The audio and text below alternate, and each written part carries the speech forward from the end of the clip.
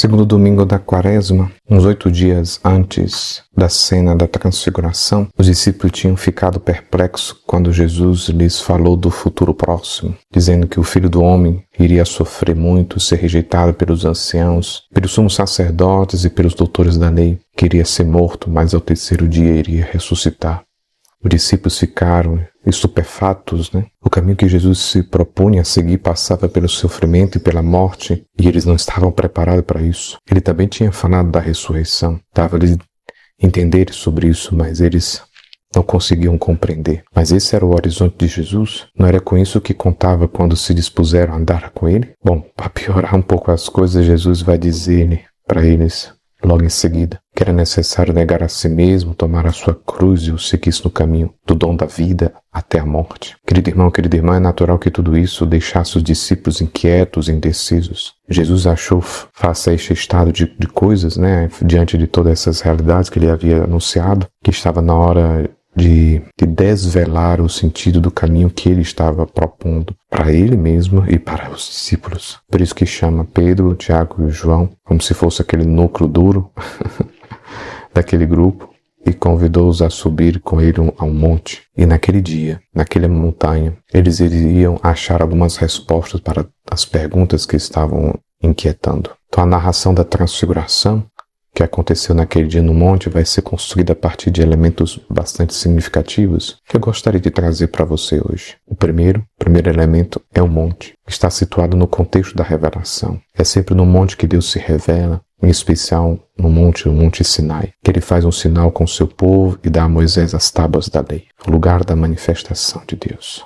Segundo elemento, a mudança do aspecto do rosto e das vestes de Jesus, que de uma brancura refulgente, que recordam o resplendor de Moisés quando desceu do Sinai, quando ele recebe de Deus as tábuas da lei, a sua pele estava resplandecente, Então essa brancura aqui é para indicar que nós estamos no âmbito do divino, uma dimensão divina. Terceiro elemento, Moisés e Elias. São duas figuras do Antigo Testamento que também aparecem no cenário da Transfiguração de Jesus, que representa a lei e os profetas, que anunciam Jesus e que permitem entender Jesus e de preparar o caminho do Senhor. Chegou a nova aliança, chegou a nova lei, a definitiva. A profecia se cumpriu. E o quarto elemento, que é o mais significativo, é sem dúvida, a voz, aquela voz que vem da nuvem, lugar onde Deus se oculta. Essa voz dirige-se aos discípulos e declara solenemente: "Este é meu filho, meu eleito, escutai." O próprio Pai apresenta Jesus e garante que ele é o filho que veio ao encontro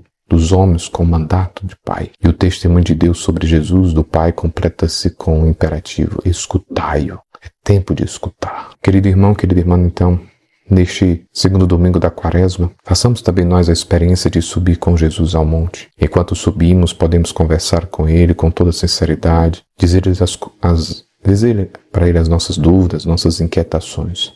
Podemos dizer que por vezes nos sentimos perdidos, desanimados diante de tanta coisa, diante desse mundo aí que vai acontecendo. Podemos dizer que o caminho que ele aponta é duro, é exigente, e que às vezes não sabemos se teremos a coragem de o percorrer até o fim. Podemos até dizer, talvez com alguma vergonha, que às vezes duvidamos dele e corremos atrás de outras apostas, mais cômodas, mais atraentes e menos arriscadas. E depois de dizermos isso tudo, deixamos que Jesus nos fale, nos explique o seu projeto, nos renove o seu desafio. E vamos também prestar atenção a essa voz do Pai que se manifesta em Jesus, essa garantia. Jesus é o enviado do Pai para a nossa salvação.